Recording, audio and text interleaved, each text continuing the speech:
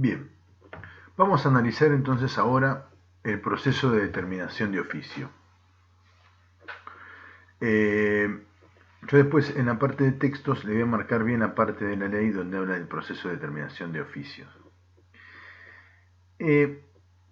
Lo primero que debemos entender es que el proceso de determinación de oficio es todo un procedimiento, es decir, una secuencia de etapas que está específicamente determinada en una norma cada una de ellas y que sirve para garantizar al contribuyente el derecho a ser oído, o sea, el derecho de defensa.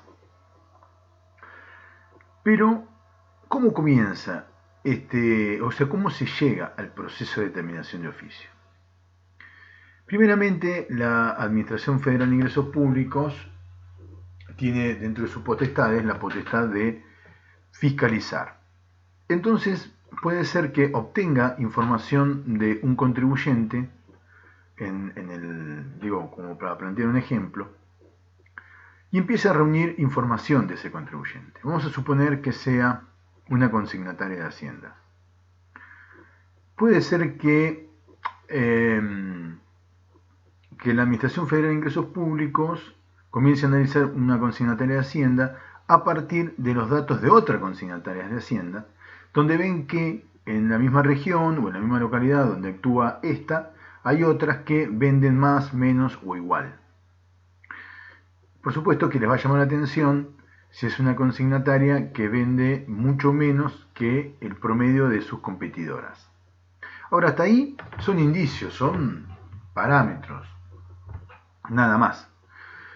Pero en su afán de investigar y en su obligación de investigar, puede emitir lo que se denomina un requerimiento y es pedirle información directamente al contribuyente. Le puede pedir información en torno a que declare todas sus ventas, o sea, el detalle de todas sus ventas, de todas sus compras, y le puede pedir información a esos clientes o a sus proveedores. A los clientes cuánto le vendió, a los proveedores de la consignataria, le puede preguntar cuánto fue que usted le vendió de tal producto al contribuyente X. Y por supuesto que eso debe coincidir con lo que declaró como compras el contribuyente. Y así le puede preguntar a los clientes del contribuyente cuánto fue que el contribuyente X les vendió. Y así lo va a constatar con lo que declaró nuestro contribuyente. Es decir, se puede munir de un montón de información, se puede pedir información a los bancos, información a las tarjetas de crédito, información a la aduana, información a todos los organismos y a los privados, inclusive a otros contribuyentes, como les decía antes, a fin de armarse de documentación y de información que permitan determinar cuál es la verdadera operatoria de este contribuyente. A partir de ahí, en esa investigación se nombran inspectores que son los que comienzan a analizar esta documentación. Y acá se abren dos posibilidades. Digamos, puede ser que la Administración Federal reúna un montón de requisitos, puede ser que haya podido ingresar en el domicilio fiscal del contribuyente y ver los libros del contribuyente, que haya obtenido información de los bancos. Entonces llega a una conclusión en base a la documentación. En base a esa documentación, emite un informe y dice, bueno, el contribuyente, esta consignataria, debió haber tributado el IVA o ganancias, lo que fuere, ¿no? Pero vamos, el IVA que es lo que vimos hasta acá. El IVA por tales periodos mensuales por 1.000.000 de pesos. Y lo hizo por 800.000 pesos. Hasta acá es todo un proceso, todo este procedimiento, todo este andamiaje de actividades se encapsulan en la idea de la auditoría. Hasta acá el procedimiento de determinación de oficio no comenzó. Entonces, esa información que obtienen y esas conclusiones a las que arriban, en base a esa información que obtuvo, sobre base cierta, es decir, sobre documentación recabada, se le hace llegar al contribuyente y le dicen, mire, usted produjo en tales periodos por tal impuesto una evasión de 200.000 pesos. Una cuestión muy importante, el fisco debe notificar al contribuyente que lo está investigando por tales impuestos, por tales periodos, cuando lleva adelante los requerimientos, cuando le pide directamente información a él. Entonces, como decíamos, le hace llegar esa conclusión a través de ese informe. Ese informe se denomina prevista, la prevista. Entonces el contribuyente la recibe y a partir de ahí tiene dos posibilidades el contribuyente, como yo les decía en el video anterior. O se allana a la pretensión fiscal y dice, es verdad, configuré esta evasión por 200.000 pesos, con los cuales presenta un escrito diciendo que se allana la pretensión fiscal y además modifica las declaraciones juradas y las paga o se incorpora en un plan de pagos. Esa es una de las alternativas y ahí es cuando el fisco le dice, mire, si usted se allana, si usted no va a la discusión, nosotros le calificamos la conducta como culposa, como que usted actuó negligentemente. Entonces fíjense, si teníamos una multa de 200.000 pesos, supongamos que se regule la multa por omisión de impuestos pero de manera culposa en el 50%, terminará pagando 300.000 pesos, 200.000 pesos del impuesto evadido y 100.000 pesos de la multa. Y todo eso lo puede incorporar en un plan de pagos. Ahora, si el contribuyente decide no allanarse a la pretensión fiscal,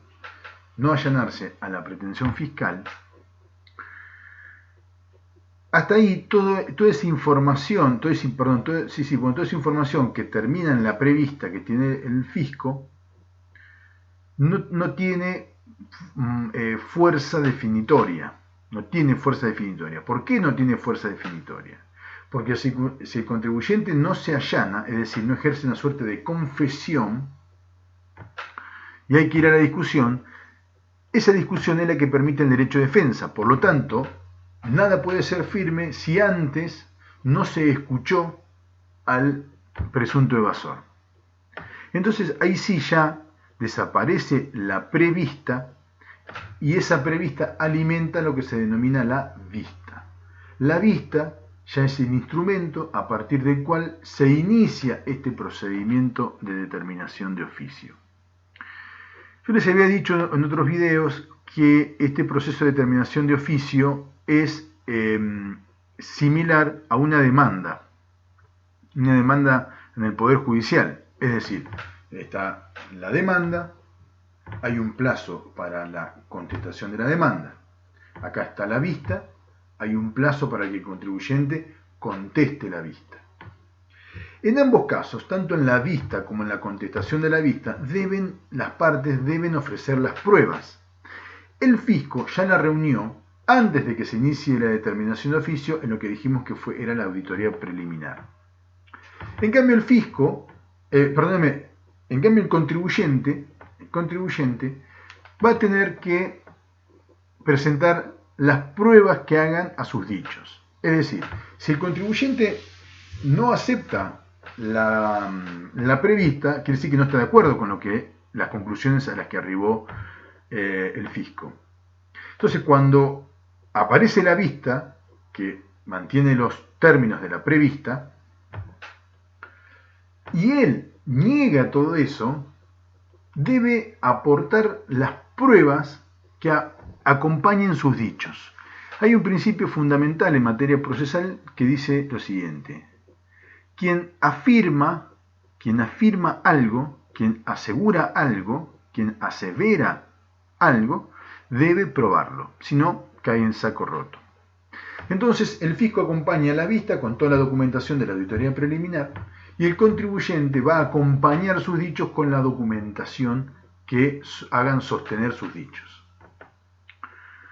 A partir de ahí, se produce lo que se llama la traba de la litis. Ya ahí quedó enmarcada la discusión entre lo que dice uno y prueba y lo que dice el otro y prueba. A partir de ahí será un proceso en el cual ya se desarrollan todas las pruebas ofrecidas, se vuelcan y se analizan todas las pruebas ofrecidas. Y será un juez administrativo en este caso, recuerden que todo esto será en el marco del Estado Nacional, del Poder Ejecutivo Nacional, es decir, no hay un juez como nosotros lo entendemos. Hay una figura que se llama juez administrativo, que es un funcionario de la Administración Federal de Ingresos Públicos que debe resolver estas contiendas. ¿Qué va a hacer ese juez administrativo? Va a tomar los dichos de cada una de las partes y va a hacer sopesar las pruebas para ver si de todas esas pruebas y de la fuerza que tenga cada una de ellas puede arribar a una nueva conclusión. Una vez que se produce toda la prueba, viene la instancia de los alegatos. ¿Qué son los alegatos? Bueno, son las últimas palabras que las dos partes pueden expresarle al juez.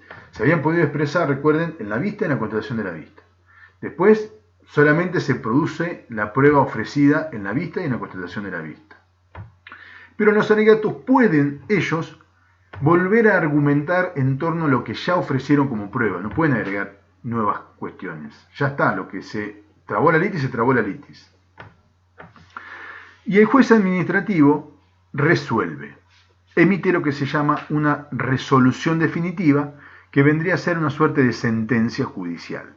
Insisto, no se da en el Poder Judicial esta cuestión, sino en el Poder Ejecutivo.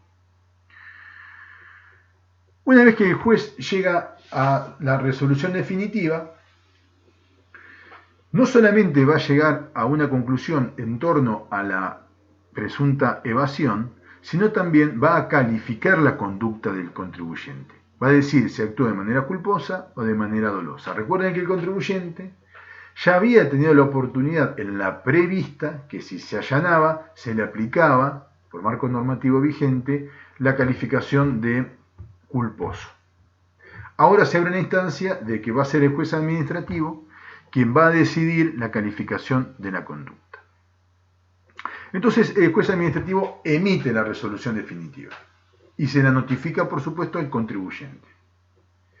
Ahora, el contribuyente puede encontrar que en esa resolución hay vicios, es decir, no está de acuerdo, pero no que no esté de acuerdo porque no le gusta lo que el juez administrativo dijo, sino que encuentra que hubieron errores o falencias en el análisis que el juez hizo. ¿Se entiende? Son dos cosas muy diferentes. Por ejemplo, dice, mire señor juez, usted cuando llegó a esta conclusión, llegó con este razonamiento.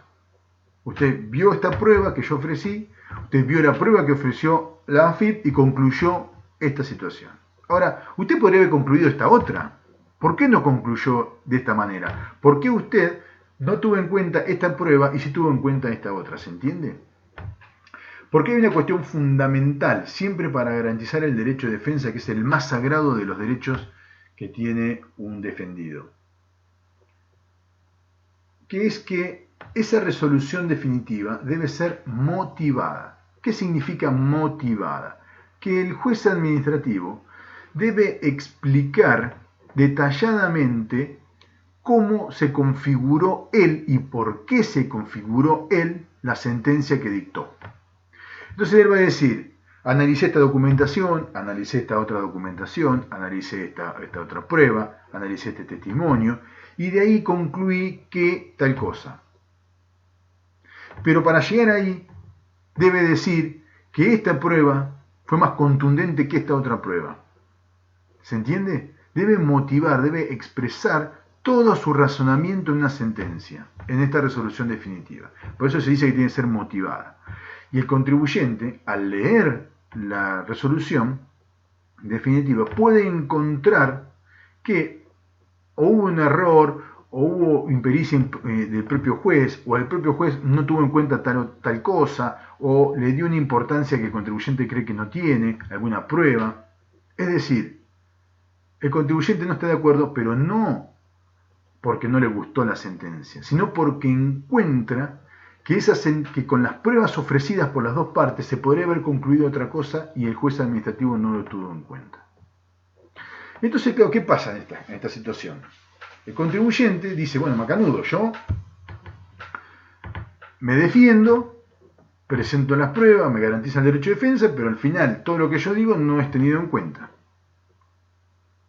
Entonces, aparecen acá una serie de institutos muy importantes que se llaman los remedios procesales. ¿Qué son los remedios procesales?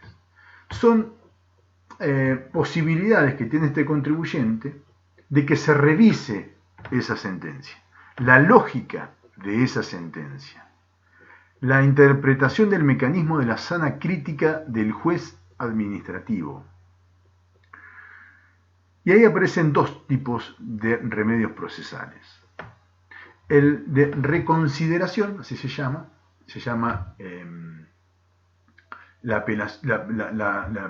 un escrito de reconsideración, que ese escrito eleva al superior jerárquico del juez administrativo la petición de que revise la sanción. Entonces va a ser otro juez administrativo de rango superior al que había resuelto antes, para que la revise. Esa es una posibilidad que le da la ley al contribuyente, pero no es la única. Y la otra es decir, usted tiene la posibilidad de la apelación frente al Poder Judicial, en este caso federal.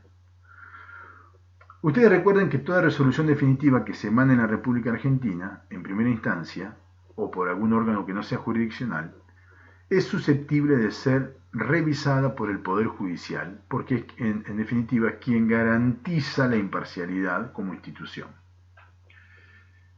Entonces, bueno, el contribuyente puede presentarse ante el Poder Judicial. Hay una tercera, se presenta, ¿dónde? Se presenta en el juzgado de primera instancia en lo federal. Pero hay una tercera posibilidad. Hay un órgano jurisdiccional, pero que depende del Poder Ejecutivo, es decir, no depende del Poder Judicial, sino que sigue dependiendo del Poder Ejecutivo, pero que está fuera de la FIP, que es un organismo que se llama el Tribunal Fiscal de la Nación. El Tribunal Fiscal de la Nación es un tribunal cuya sala está compuesta por jueces que son abogados y contadores, que están dentro del Poder Ejecutivo Nacional, pero fuera de la Administración Federal de Ingresos Públicos, y se puede apelar a la revisión de la resolución definitiva frente a este tribunal. Ahora bien, vamos a suponer que se elige primero el camino de la revisión. Si se va al superior jerárquico, con el recurso de reconsideración al superior jerárquico, y nosotros creemos que el vicio se mantiene, podemos ir al juez de primera instancia. Ahora, si se va al Tribunal Fiscal de la Nación, y el Tribunal Fiscal de la Nación, que tiene como un elemento fundamental, que es que se puede añadir nueva prueba, que es muy importante, y nosotros consideramos que luego de la resolución que emite el Tribunal Fiscal de la Nación, el vicio, el error, digamos, ¿no?, se mantiene. No obstante ello, nosotros tenemos aún la posibilidad de ir al Poder Judicial, como siempre. Porque no se olviden que hasta acá nos manteníamos en la órbita del Poder Ejecutivo, por más que sea un órgano diferente de la FIP. ¿Estamos de acuerdo? Entonces, todo ese proceso de determinación de... vamos a hacerlo más para atrás todavía. La auditoría preliminar, la eventual determinación de oficio con todas sus etapas desde la vista hasta la resolución definitiva se da en el ámbito de la FIP. Está la posibilidad del recurso, o sea, del remedio, del recurso de revisión, siempre dentro de la FIP. O tenemos la posibilidad de ir al Tribunal Fiscal de la Nación, que también es un órgano del Poder Ejecutivo, pero por fuera de la FIP, independiente de la FIP, y después tenemos finalmente el Poder Judicial. Y cuando el contribuyente se mantiene la idea de que el vicio no ha sido resuelto por el Tribunal Fiscal de la Nación, puede ir al Poder Judicial Federal, pero ya directamente a la Cámara de Apelaciones y no a la primera instancia. Ustedes recuerden que mayormente en este fuero judicial hay tres instancias, que es el juez de primera instancia, la Cámara de Apelaciones o la Corte Suprema de Justicia de la Nación. No se puede ir por esta materia directamente a la Corte. O se va al juez de primera instancia, o si antes se fue al Tribunal Fiscal de la Nación, se va directamente a la Cámara a que los jueces revisen y entiendan o no los argumentos por los cuales se pide la revisión de la resolución. Sí, no obstante, si uno llega al juez de primera instancia y se mantiene la tesitura, se puede apelar a la Cámara. Y si se mantiene la tesitura de la Cámara, se puede ir a la Corte Suprema de Justicia de la Nación, y ahí ya no se puede ir a ningún lado más, ahí se terminó. Pero enganchado con lo que veíamos en el video anterior, debo decir lo siguiente. Supongamos que la Administración Federal de Ingresos Públicos, por el motivo que fuere, ¿no? Por cuestiones importantes, sustanciosas, digamos, no puede muñirse de información del contribuyente. Porque no le conoce a los clientes, porque no conoce a los proveedores, que por supuesto son sancionados si mienten, ¿no? Pero no tiene información y el domicilio fiscal del contribuyente es falso. Entonces tampoco puede ir a hacer un requerimiento, tampoco le puede pedir directamente información. Entonces, claro, uno dice, bueno, si la Administración Federal no puede reunir información, ¿cómo puede concluir si yo evadí o no evadí? Entonces, la ley 11.683 soluciona esta cuestión y dice, mire, le dice al Estado, a la Administración Federal de Ingresos Públicos, si usted no puede ir sobre una base cierta, surgida de documentación y de testimonios, o sea, de un montón de manifestaciones que a usted le permiten llegar a una conclusión, eso no va a detener el procedimiento de determinación de oficio. Usted siga sobre base presunta. ¿Eso qué significa sobre base presunta? Significa que ya no va a poder continuar arribando a conclusiones a partir de documentación que es irrefutable prácticamente. Sino que dice, usted continúe sobre base incierta o sobre base presunta en base a indicios. No pudo hacerse de la documentación, pero no porque usted fue incapaz o tuvo impericia a la hora de ir a buscar la documentación. No puede porque no hay forma, porque el contribuyente nunca declaró clientes, nunca declaró proveedores, el domicilio fiscal es falso, como le decía anteriormente. Entonces, usted sigue sobre base presunta. Usted determina, en el caso de la consignataria, determine cuánto es el promedio de venta de la consignataria en esa región. Y son, no sé, 400.000 pesos de IVA por mes. Usted determine los 400.000 pesos de IVA por mes y continúe. Esto va de la mano de la calificación de la conducta de defraudación. Y créanme que le van a poner 10 veces el impuesto defraudado. Entonces, si eran 400.000 pesos, se va a tener 400.000 pesos de IVA evadido y 4 millones de multa. Con lo cual, fíjense como no hay manera de a través de incumplimientos formales, como dar mal el domicilio fiscal, o no declarar correctamente los clientes o los proveedores, fíjense cómo la cuestión se vuelve más gravosa para el contribuyente, lejos de ponerse más sencilla. Entonces,